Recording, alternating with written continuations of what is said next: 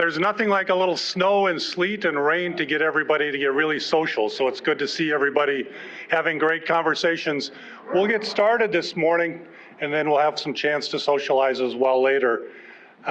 Good morning. Thank you for braving the weather. And I know it's April, but sometimes it rains and snows and sleets in April. I read somewhere that we got 6 or 8 inches of snow a couple of years ago in April, so it can happen. I'm Brian Nelson. I'm the Vice President of Institutional Advancement here at Dunwoody.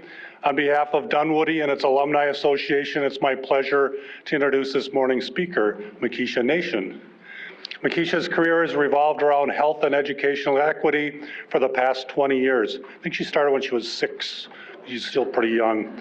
She's currently the Executive Director of Teach for America Twin Cities, which is a national nonprofit that believes all students should have the opportunity to attain an excellent education. Mikisha works with more than 40 Teach for America core members, plus more than 700 alumni. A graduate of Dartmouth College, Mikisha previously was a senior business partner at Target and the executive director for Breakthrough Twin Cities, a nonprofit that prepares students for college and develops the next generation of educators. She serves on the board of Lundstrom Performing Arts and as a coach for Upturnships, a nonprofit providing leadership training and internships for college students of color and students from low-income and first-generation backgrounds. Mikisha also participates in Minnesota Young American Leaders Program and the Minnesota Women's Economic Roundtable. Mikisha lives in Minneapolis with her husband and Desmond and their 3 sons. I have 3 sons. I can sympathize for your world. Yours are probably younger. You have a lot ahead of you. This morning, Mikisha will draw on from her personal experiences as a young Jamaican immigrant, as a mother of young children who is navigating today's education systems, and as a dedicated professional working in the field of youth development for more than 20 years. Mikisha will also be joined this morning by Beza Weeks, who's the Executive Director of the Community Partnerships at Dunwoody. So please welcome Mikisha Nation.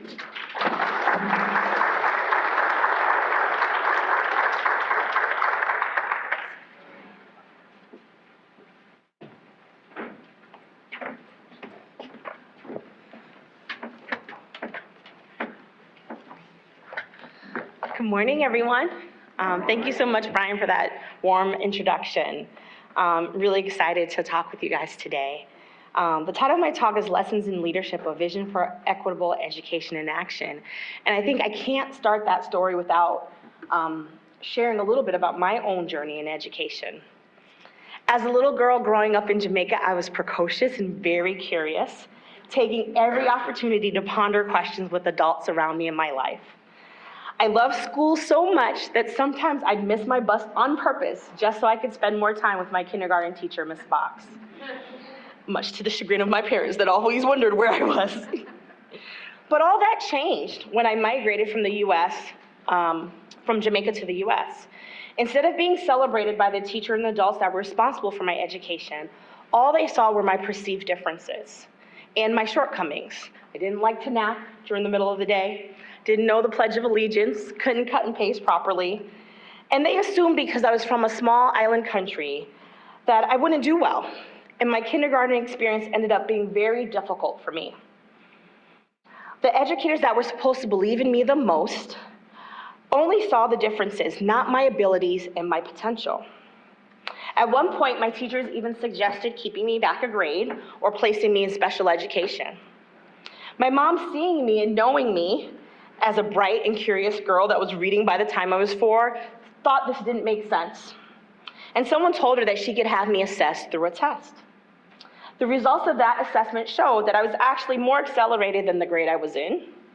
And finally, I was placed in an education setting that was suited for me and where I could thrive. I share this story because it reminds me just how easy it is for families and communities to fall through the cracks of our education system if the system is not designed to see their true potential, understand their strengths and their capabilities, and really work in partnership with families. This is the reason why I do the work that I do today. And I truly know that if my mother had not advocated for me and stood fast in her high expectations for me and listened to me, I would have been confined by that narrative that my first school wrote about me. They did not see who I was capable of, what I was capable of.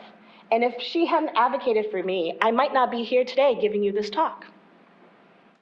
In my culture, I'm Jamaican, so, this Minnesota weather always throws me. But in my culture, youth are seen as actors in the community.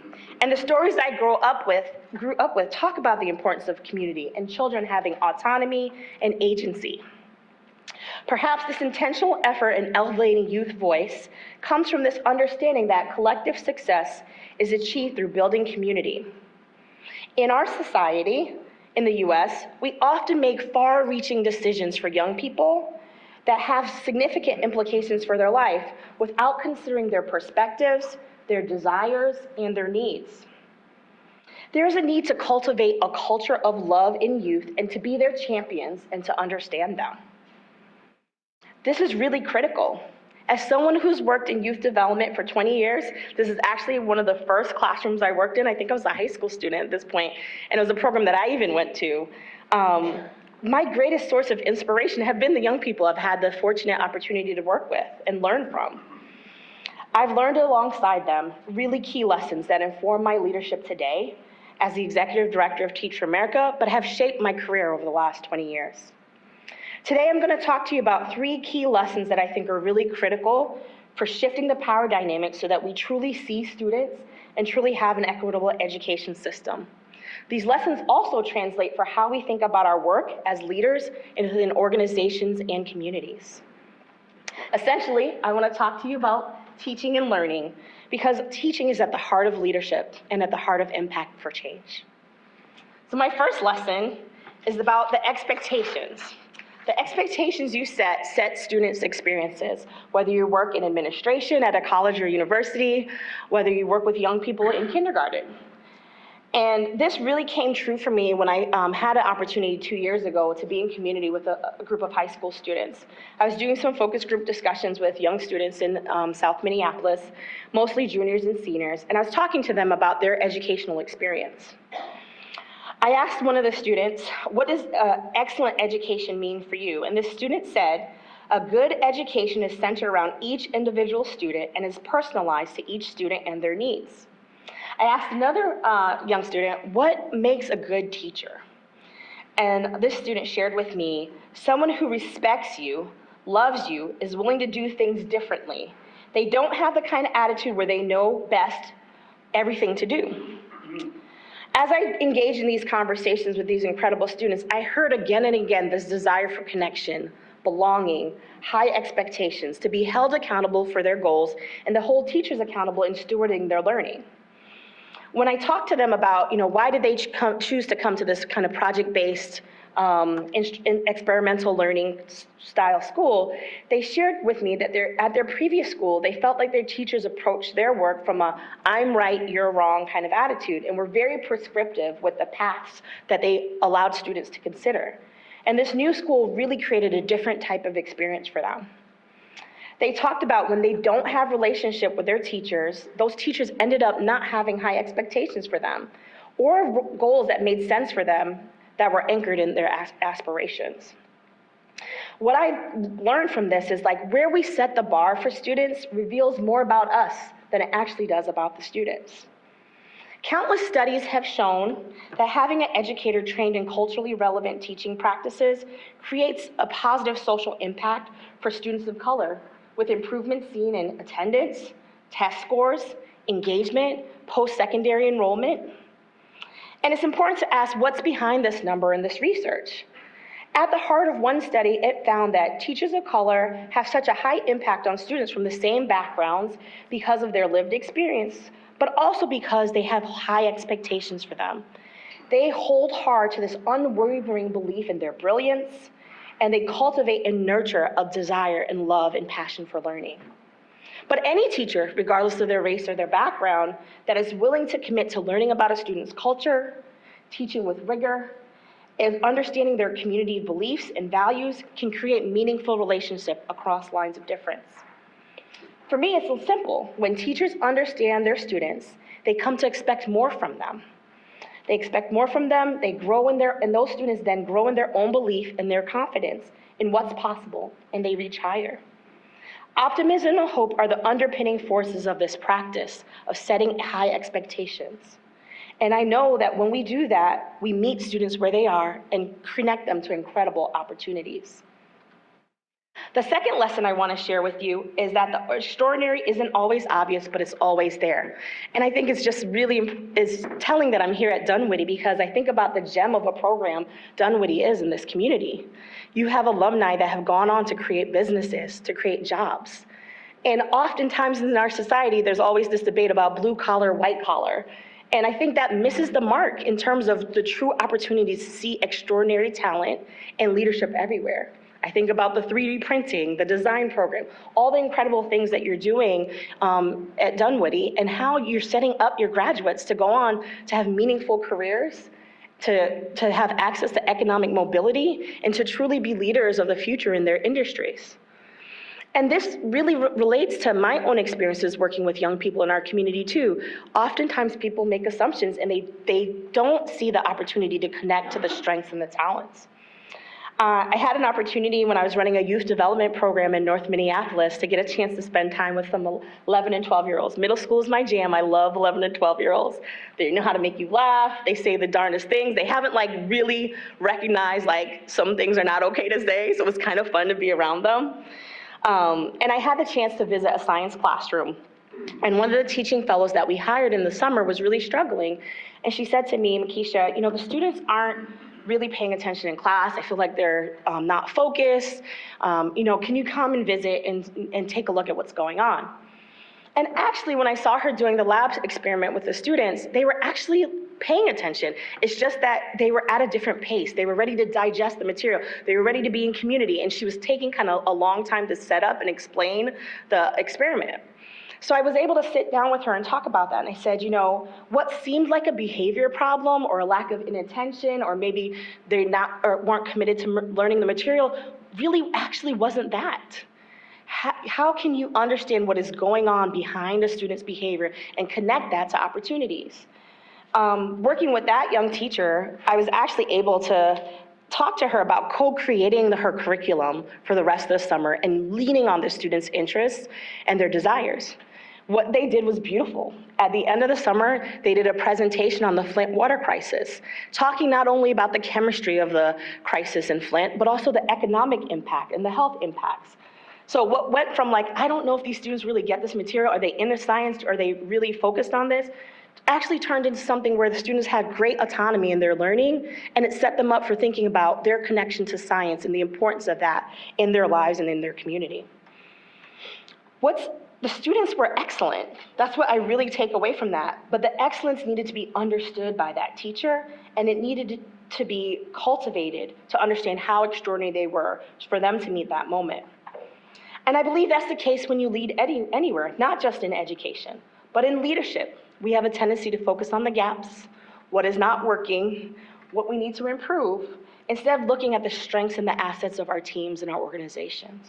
And I think the beauty of that strength-based approach and the opportunity for us to train our minds around that orientation creates greater possibility for our teams to create a stronger team, a better culture, and a better future. For my third lesson, I'd like to talk to you about the power of authentic and vulnerable leadership. I feel we all know this last 2.5 years has been really difficult. I think about what it's been like for me to be a leading teacher in America with 3 young children at my dining room table, navigating distance learning, or even the balance as they transition back to school. I know many of you in the audience have had to think about your companies, your industries, your teams, how people are navigating COVID, and the aftermaths. We're still not through it right now. And then we also have the national spotlight on our community for the ongoing racial reckoning and injustice that we are experiencing. It's been a tough time for leadership. But I think for me, orienting towards leadership where it's okay to say, I don't have the answers. It's okay to say, we're gonna figure this out together. That had to be a very important part of how I showed up and led as a leader over the last 2.5 years. And as I think about this final lesson, it's really anchored in this idea of that we have to face and confront the unknown and be honest about that and build authentic and sometimes vulnerable opportunities to demonstrate courage and resilience, to imagine and rebuild opportunities for our teams and for our students. I have an amazing TFA alum, Shukri Elmi, who teaches mostly Somali students on the east side of the metro. She works in higher ground as a second grade teacher. And for Shukri, this is a full circle moment. She actually attended higher ground as a kindergarten and first grade student. So imagine like teaching in the school that you yourself went to. What I love about Shukri's story is that she, like other educators across the country, was really confronting the pandemic, and she also had to contend with the impact of the murder of George Floyd and the ongoing racial reckoning that we were having here in our community. But what Shukri decided to do was to confront the humanity of the situation, to meet her students where they are, not just focus on their academics, but understand and honor the experiences that they were having in their community. What she also did was she created a sense and a joy and a love for learning. So in the middle of distance learning, 98% of her students were on camera in Zoom or Google Meets for her classes throughout that portion of the pandemic. And it's because of this relentless belief in creating possibilities for them, creating opportunities for her students to be resilient, and creating a condition where her students could share what was going on with them, with her, and also continue to learn and have joy in that experience. Even in the face of difficult circumstances, given their family members that were sick with COVID, or given some of the economic conditions that were present for her students in her classroom. She recognized that the job is not the job of teachers to just tell students how to learn, but to create the conditions for them to learn, lead, and thrive.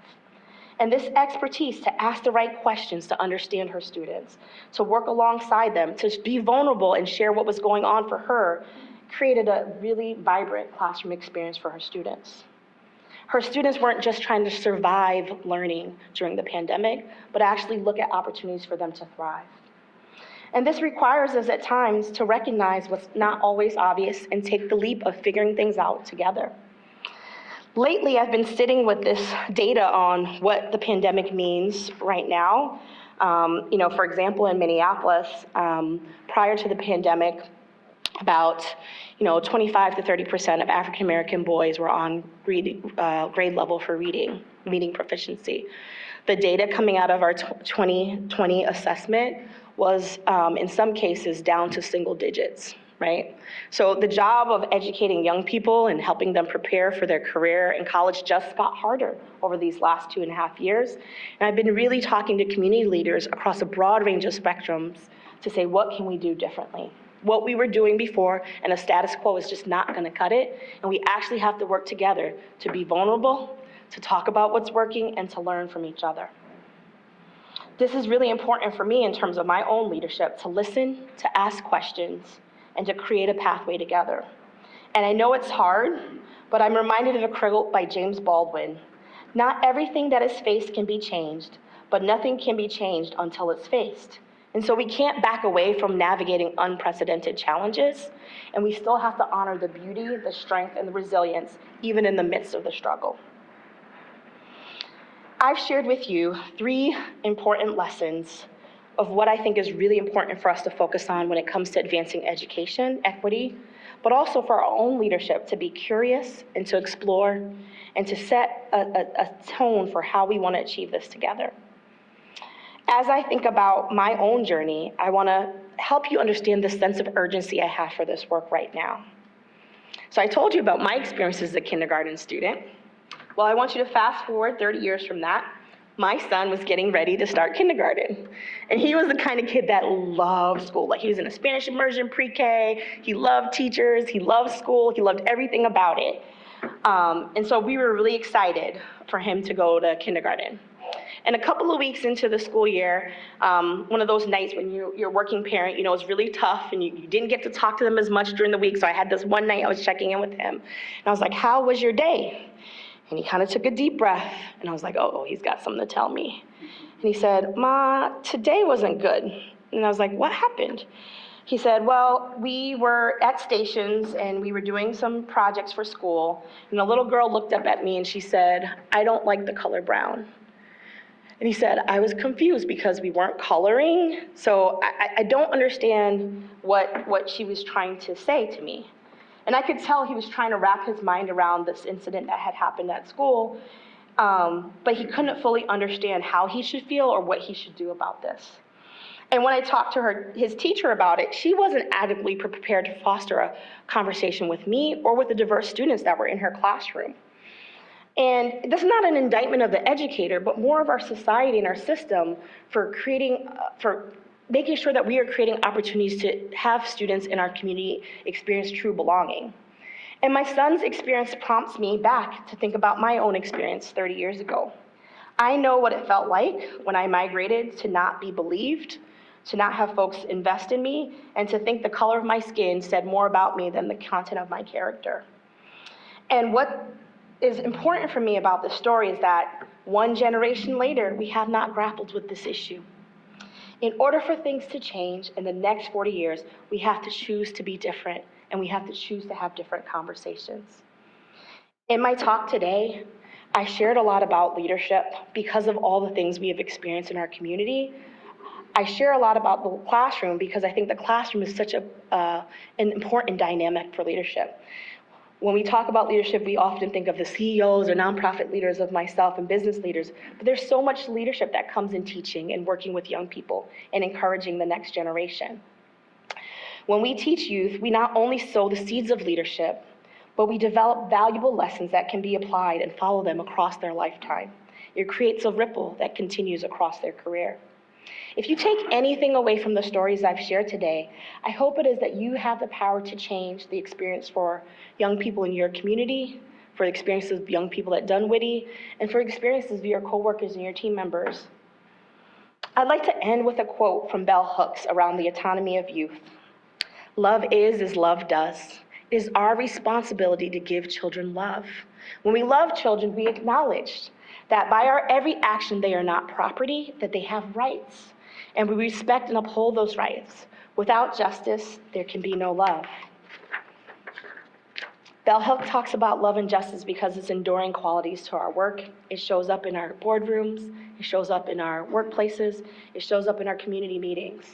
And when we truly embrace the humanity that we have with each other, recognize the vulnerability, and that we have to figure this out together, we can create a new future. Thank you.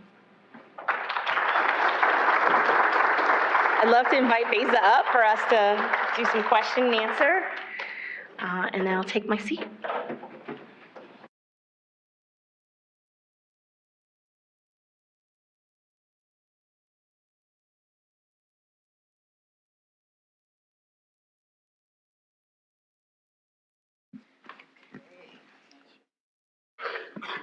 Yes. Okay, here we go. Well, first of all, thank you so much, Mikisha. As educators and practitioners in our field, your message is well received and so timely, especially the lessons on leadership. I love how you connect teaching to the heart of leadership. That is truly essential. And I love this time that we have right now to go through a few questions, to dig even deeper into your background and experience, and to shed more light on leadership. So I have a handful of questions, and please, while I'm asking the questions, if all of you want to think of anything you'd like to ask, we'll have some time where you'll be able to share those thoughts with Mikisha. So Mikisha, the first question I have for you is, how will leaders know if their efforts to reinforce equitable education are successful? Yeah. That's a great question, Beza. And I think it goes beyond just kind of the numbers. I talked a little bit about proficiency and where we are as a community, and that's important. It's important for us to understand, are students learning to read? Do they have access to algebra when they get to 8th grade? Are you seeing differences for certain groups of students if they're English language learners where they're not making progress the way you want them to, or students that have learning variations that need to be accounted for? But I think it's also important that for leaders to have voice and agency from those students and others that will hold them accountable in the community, and to set up systems and policies and practices that make equity possible. If we're not addressing the underlying conditions of who gets into what classes, who gets access to technology, who has the opportunity to attend places like Dunwoody, it's not going to be enough to just talk about an equitable education. We actually have to create new systems, create new opportunities for students. And I think that means being vulnerable and sharing sharing what's working and what's not, and having other folks join in that effort to support you to advance our efforts. And I think that's work that's happening in communities all across the Twin Cities.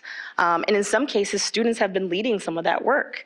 There's a young man that's very active in the Minnesota Teen Activists group, and he was at St. Louis Park High School, for example. And he was a very brilliant student, and he was like, why are there no Black students in my honors classes? I'm the only Black male in this class. And so he started asking administrators and teachers that question.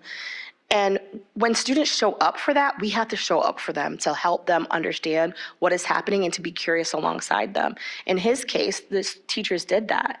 And they brought together a group of students and administrators across the district to actually start looking at their student enrollment data and what was happening in as early as kindergarten and middle school for Black students and students of color, Latinx students, not being tracked and moved through advanced courses. And they actually realized their gifted and talented program was creating that bifurcation.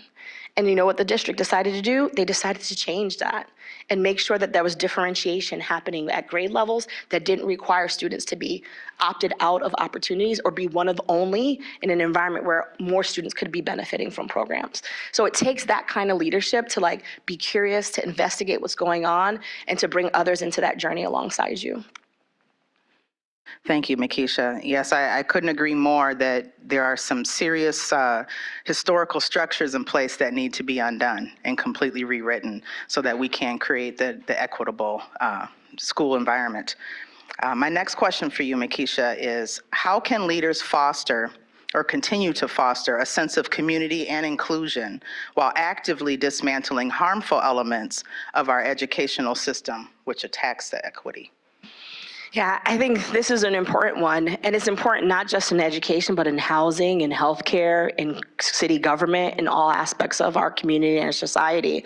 And I know, given the experiences that we've had in our community over the last few years, we're talking a lot about diversity, equity, and inclusion, which is important.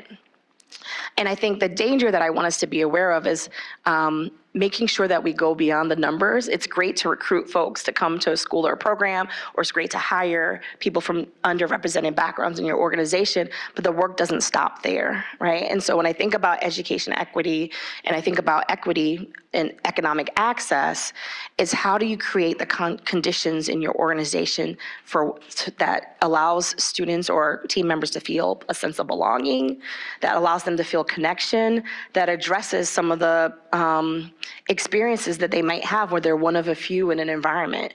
It really takes intentional focus on those enabling conditions for both students and folks and individuals to thrive, to really be present for our leaders. And it might mean looking at policies and practices and procedures that you have as an organization. It might mean, exploring why only certain people get into your program, or why certain types of employees are able to be promoted through the ranks, right? But you have to really be thoughtful about the data around that and the sets of experiences. One of the things I talk about often at Teach for America is that I have a very diverse team by design, because not only from a racial perspective or from a language perspective, but from ideas. And I think it makes the job harder sometimes. Sometimes I want to just get to the decision, right? We all know that feeling. But I think when we struggle with that, with the tensions, with the issues that people bring up because of their different lived experiences, the products we put out, the programs we deliver to our teachers in our schools are actually better. And I think that analogy is true whether you're in education, whether you're in healthcare, whether you're in the automotive industry. That difference and the struggle around that actually creates better opportunities to serve your customers and your clients. And I think that is the untold story about the additional benefit of approaching your work from an anti-racist and an inclusive lens. It seems like essentially today what we're talking about is change. And change can be quite difficult for many organizations, including schools. So what suggestions do you have, Mikisha, for creating momentum around efforts to establish educational equity? I think it's important to tell a story that also is anchored in where there's promise and progress. That's really critical. things that I would point to for Minnesota is that, a few years ago, we made kindergarten mandatory, like all-day kindergarten. That was just a few years ago, right? What did it take to do that? We've seen progress where, 10,000 more students are taking the ACTs than would have been possible 10 years ago, right?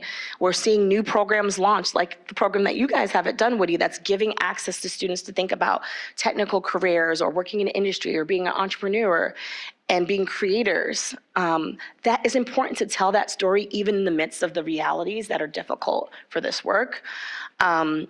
And then I think we got to celebrate the wins. This work is not easy. At Teach for America, we don't do this work alone. We're in deep partnership with community-based organizations, with other educational nonprofits, with the state, because we recognize it really takes all of us tackling this problem to come up with new ways to do this work. And then I say you have to be ready to innovate. I did not know what it would be like to teach during a pandemic or to lead during a pandemic for some of our school leaders. I really had to hear from their voice what that was like. And then we had to be responsive in our design and reinvent how we train our teachers. We had to get great at technology. We had to ask questions about what was working, what was not. That's this constant refining and being humble in that. And recognizing that some things are going to fail, but you learn from that failure and you learn to make the adjustments and the changes that you need to. And when it comes to education equity or racial equity, it is a journey for all of us, and we have to be willing to have the conversation and to learn alongside each other. Thank you, Mikisha. You referenced in your talk this morning about meeting students where they are. And my next question relates to that. How can educators be fully present and actively listen to their students' concerns? Yeah, I think it comes with understanding your own identity as a person, and even going back to what it was like when you were in kindergarten or second grade, right? I think as we go through life, there are different experiences that we have, whether it's in our family, whether it's in our community, that really shape who we are. And I think for educators, it's important to understand that. At Teach for America, when we get we recruit all across the country, but also homegrown talent here in the Twin Cities. But in our very early training that we do with our teachers in the summer, we ground them in the assets of the community. Yes, our students are not performing where we want them to. Yes, Minnesota is like one of the worst places to be if you're African American, Latinx, Asian American, or Native student in terms of high school graduation rates, right? But our communities are also vibrant. There's also entrepreneurs in our community. And I think when teachers understand the assets that their students bring and their communities bring to this conversation, it allows them to shift their perspective and operate differently. And I think when you build relationships with that in mind, you can have the family engagement that makes your school vibrant. You can connect to community leaders to come into your classroom to share about their work. It changes the paradigm for how you orient to your work. And it allows you to see students as having agency and choice, and then making sure you're meeting them with the moment for exposing them to things that are going to shift their perspective and give them new opportunities to learn. I love that. And I love how you always incorporate, Mikisha, including the student in their own education. And I think for many years, historically, we've always been the educators and we set the bar and the students will follow what we do. But you're incorporating, including the student, their experiences, their feelings into education. And I have one more question and then we'll open it up to our audience. But you reference a sense of urgency right now as you look forward into the future. What are your hopes for an equitable future and educational access for our community? Yeah, I think my hope is grounded in a deep possibility of what this state has done already, right? So I think about Minnesota as a place where there's innovation. We have companies like 3M. We have folks in the room that have built businesses that have created opportunities for economic mobility for our citizens. We do hard things, and we have done hard things before. And I think this is something that we just need all of us together to reimagine what's possible for students. And the benefit that brings to all of us. Next week, Thursday, Teach for America is hosting our annual DEI keynote event. And Heather McGee, a New York Times bestseller, is going to be at Orchestra Hall. And she's written a book called Racism, What Racism Costs All of Us. And I think part of that is to help us understand that there are missed opportunities. The next inventor could be amongst our students. The next person that cures a debilitating disease could be among our students.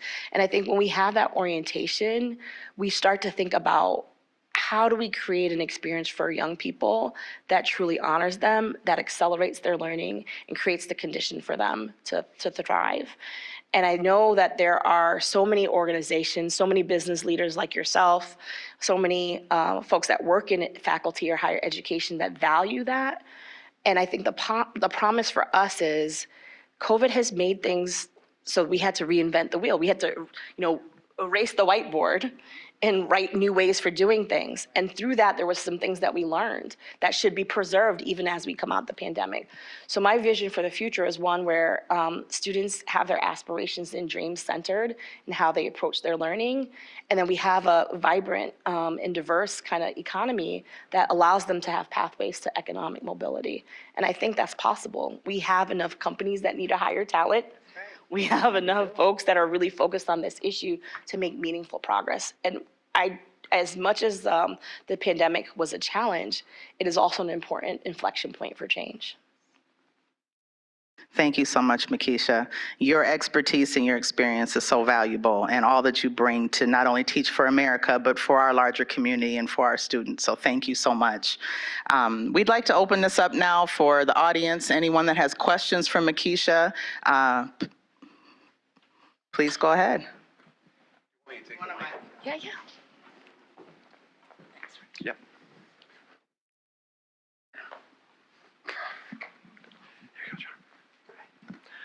Thanks for coming. What is the mission of Teach for America, and how is it funded? Sure. The mission of Teach for America is to ensure that all students have access to an excellent education. So Teach for America started about 30 years ago. Wendy Kopp was the founder.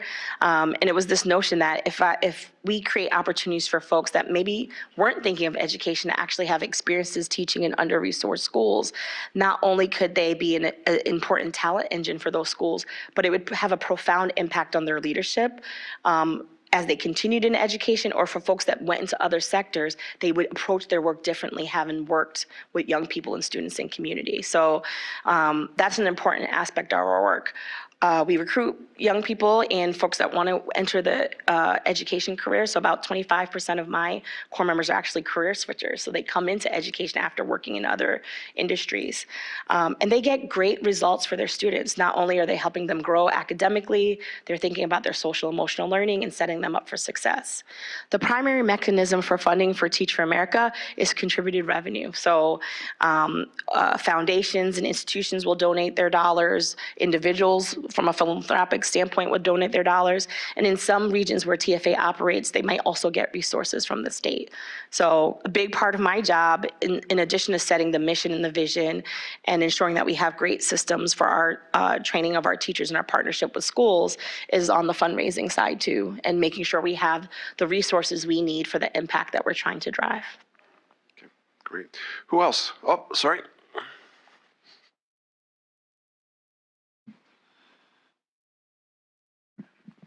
How do you bridge the gap between more pedagogy, younger learners, and adult learners, and some of the learning opportunities or ways to connect? I'm like taking all these notes about what you're saying, and I'm trying to figure out how to bring this into the classroom as a college educator. Sure. So how can we bridge this gap? Like, how can we help?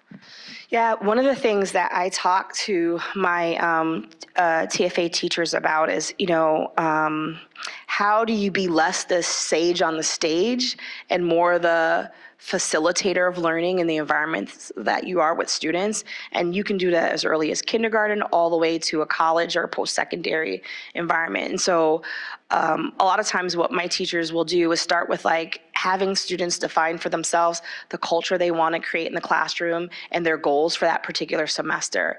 I think when you start with that orientation, it allows students to talk about how they want to show up, what expectations they want to build, and it invests them in that process so they're building that alongside you.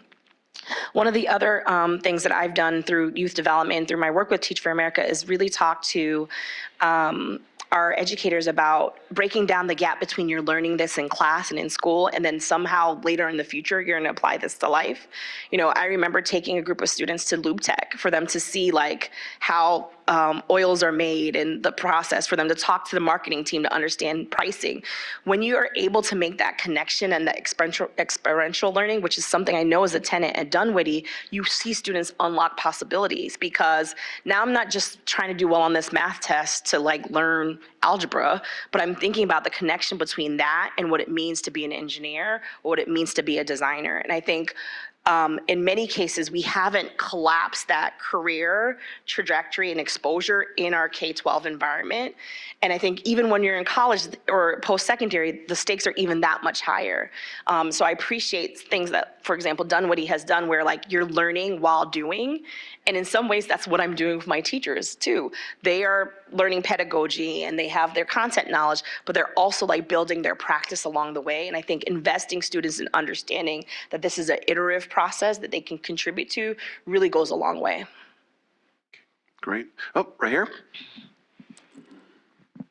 Hi, my name is Katie. Thank you again for being here. I really appreciate it and all your insight. I am a third year BArch student at Dunwoody, and in the community, I am an assistant handbell director for church, as well as head of trustees. And so I sit on the church council. And one thing that I've kind of been noticing with my committee in particular, one, I'm the youngest by like 30, 35 years, and also kind of lead the people that led me through the church. And what I'm noticing with them a lot is burnout with the pandemic and with the big change that our congregation is going through right now. What are some kind of insights to like helping the team with burnout and dealing with change? Yeah. I mean, that is one of the things that's at the heart of what's happening in the pandemic right now. And I think some of the things we've done with our team was just like be intentional about naming the emotional toll that pandemic has taken, and honoring the fact that like this has been challenging for folks physically, emotionally, from a mental health perspective. I think we have to normalize that and normalize like the stress that comes from what we've all experienced. And I think one of the things that we did early on as a team was like talk about the challenge and what was happening and what was going on, and create the conditions for that. You know, we have a partnership with the Northside Achievement Zone for our teachers, specifically because we wanted them to understand that their own sense of well-being was deeply connected to the experiences their students would have in their classroom. And I mentioned that because you know, real tangible opportunities to talk about restorative practices, to like celebrate and honor leaders that have stepped up in your community or in your organization are really critical right now. Folks have been kind of burning the candle on both ends, and we thought this pandemic was maybe gonna be like a couple of months. 2.5 years later, we're still in it. And I think we have to give people a chance to pause and know that they're not pausing just to do more work, but to actually like build a practice of resilience in taking care of themselves. We talk to teachers that self-care is not selfish, it's self-preserving, right? And I think as a society that we're do, go, we don't do that enough. And if I don't model that as a leader, then my team is not gonna do that. And I think a lot of the work, whether it's a church committee that is really struggling right now, churches are having a hard time too, whether it's an organization or a business that's trying to figure out how their revenue is gonna tie out given all the challenges that they've had with customers, there has to be an opportunity for us to pause, to reflect, to restore, to rebuild and reconnect, and to name that it's okay to not be okay. That was a big part of things with my team.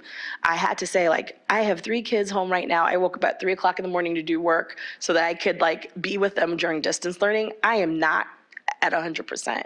And that vulnerability invited people to be vulnerable about what's going on for them. And then it allowed us to say, what can we deprioritize? How can we get crystal clear on the things we want to focus on, because we know the effort it's going to take and the impact that we want. And so sometimes it takes that prioritization, that consolidation, but doing it from a place of like authentic connection and vulnerability versus blame or the weight of all the things we're trying to do, I felt has been really helpful for me and for my leadership. Great. We have time for a couple more. You mentioned the phrase culturally relevant teaching. As a visual learner, I like examples. Can you provide a few examples of what that looks like or maybe doesn't look like? Sure. Let me think of a good example. I'll give you a good example. So this is actually an amazing teacher I had in high school. I went to an inner city high school in Connecticut, in Bridgeport, where I grew up, and I had this amazing history teacher, Mr. Sobiero. And I was in an AP US history class. And I think there's a lot of ways that we teach history where we don't talk about everything that's going on, right? And that sometimes makes it difficult.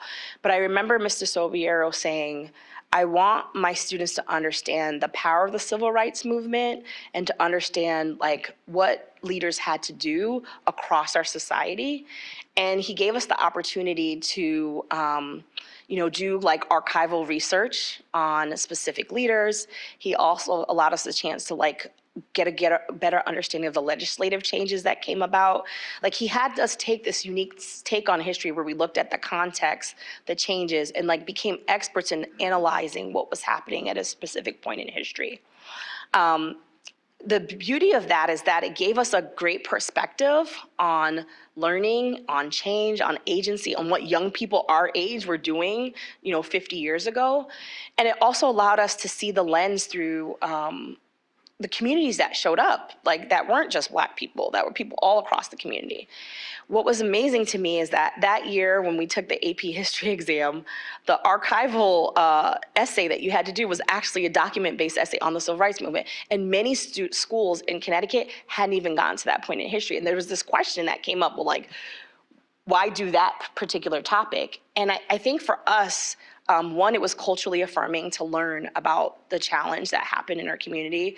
It actually helped us be researchers and understand and build those technical skills and expertise.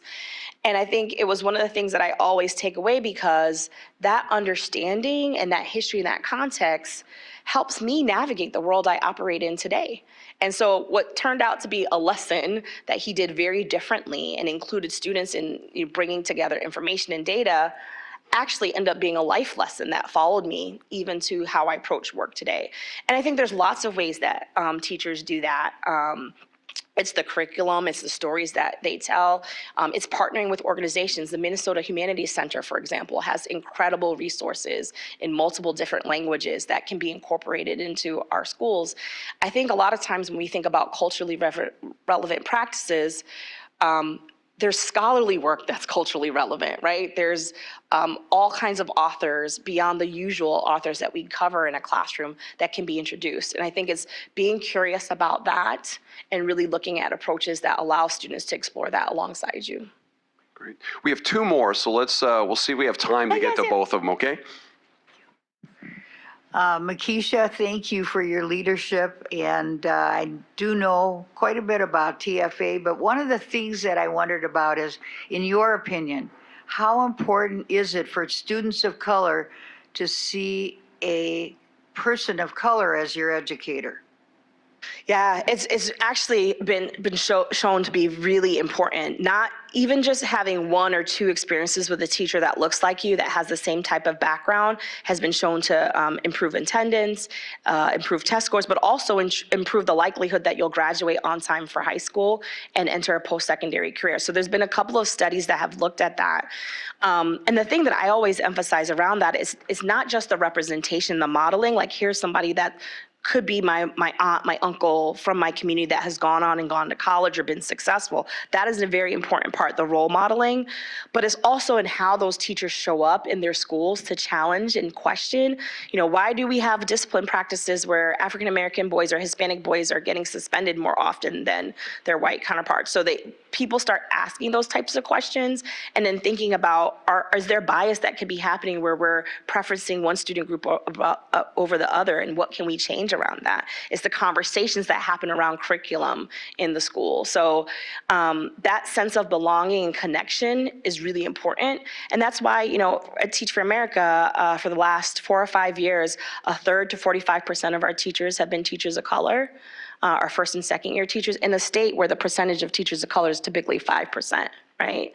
And so there's work that we have to be doing around that, and work we have to be doing with the legislature to make sure that we're creating pathways into education that are affordable, and that have the opportunity to truly support teachers along the way. I always say that the secret sauce for Teach for America is not only the mindsets for who we recruit, but how we pour into them. You guys know how hard it is, your first jobs, and being a classroom teacher is an incredible amount of leadership. 35 young people looking at you every day like, what are we gonna do, right? And so we walk alongside those educators. We do observation, we mentor them, we help with ongoing professional development across their first 2 years in the classroom. And to me, that is the secret ingredient that helps them be successful, even as very early educators. Great, and we have time for one more, so.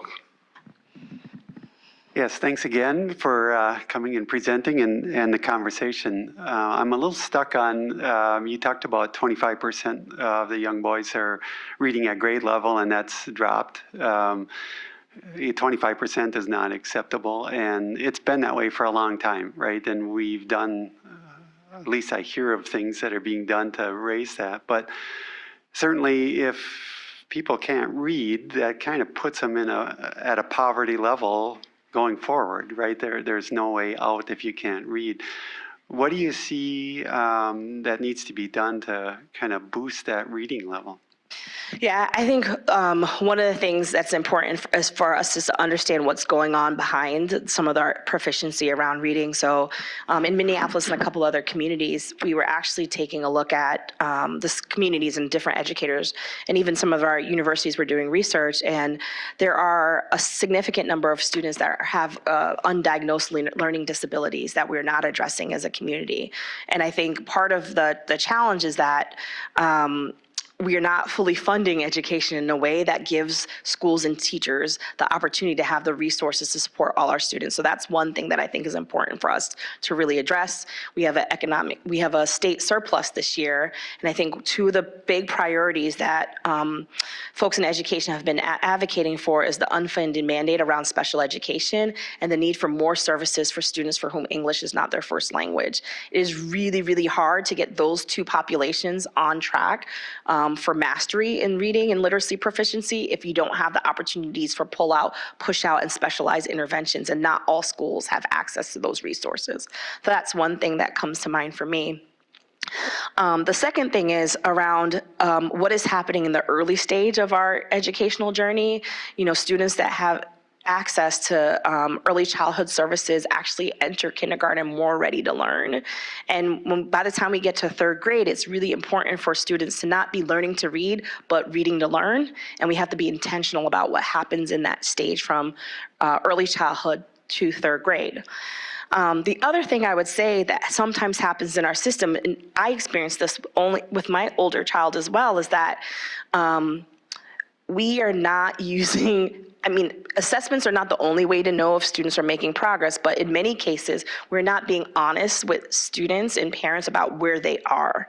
And I think that puts us at a disadvantage in some cases because there are things that parents and families would do if they had a greater awareness.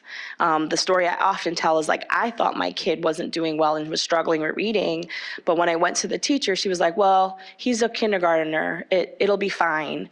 You know, she was hesitant to tell me that he was high risk. And it wasn't until he got to first grade where he had an amazing teacher who, you know, is married to a Black man who really tries to make sure all her students raise the bar. And she was like, no, there are technical things we need to be doing with his reading when he breaks in a sentence. There's things that you can do at home. I was reading to my kid. It wasn't that. There was actually a barrier that we had to address in partnership with his teacher. And my son went from reading 7 words a minute in first grade to something like 80 by the end of first grade. It was tough and difficult. But the beauty of that story is, you know what he did with his little brother when he was getting ready to start kindergarten? My mom knows this. That summer, he said, Marcellus, you need to learn how to read, because when I was in kindergarten, my teacher did not teach me how to read, and it was super hard. And he worked with his little brother and taught him how to read. And then now my second grader is 200 something words a minute. But part of that story was it's an obstacle that can be overcome. And for some students, they're not just going to become literate naturally. There's actually barriers that are happening in their learning that have to be specific. Interventions have to be tailored to address. And we have to have that kind of resources and commitment in our schools to do that hard work. Great. I want to thank everybody. Beza, thank you so much for helping facilitate. Mikisha, thank you so much for a phenomenal presentation and great Q&A. So how about a round of applause? Thank you. And this, just as a reminder, next month is May already. It doesn't look that way when we look outside, but our lead speaker series will conclude for the academic year with Teddy Beckley. Teddy is a Senior Vice President and Chief Technology Officer at Land O'Lakes. So another phenomenal presentation in the wake of a phenomenal presentation. So again, thank you so much for all you do for Minneapolis, Minnesota, and thank you for being here Thank to you. share It's a your story. pleasure. Thank you, everybody. Have a great day.